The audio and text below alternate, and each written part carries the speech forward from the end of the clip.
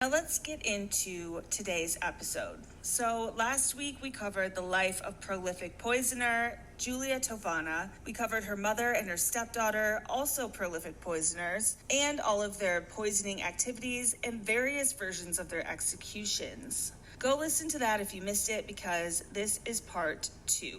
Of course, the various versions of events drive me fucking crazy. I want to know what really happened and which version is closest to the truth. And for that, we are going to get a little help from our friend, historian and author, Mike Dash. Mike, it's so great to have you on the podcast. Thank you so much for coming.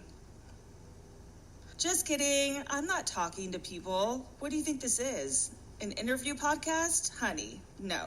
But I am going to use his research to help us fill in some blanks and draw some conclusions. He did a ton of research. Hats off to him, and his blog post is linked in the show notes if you want to go check it out. There are several problems with the many versions of events. One is that there are two wildly different versions of Tofana's story. The first has her flourishing in Sicily as early as the 1630s, and the second has her alive in prison a century later. She is supposed to have operated in Palmero, in Naples, and in Rome, and is said to have been the inventor of the poison that bears her name, and at other times just its inheritor. Nor is there any certainty when it comes to the ingredients of her elixir. Most accounts agree that the base of Aqua Tofana was arsenic, but some state that it also contained toadflax, Spanish fly, extract of snapdragon, pennywort, belladonna, lead, and even the spit of a madman. The mysteries multiply when we consider the question of when and how Tofana met her end. That part really bothers me. I really want to know which version is true.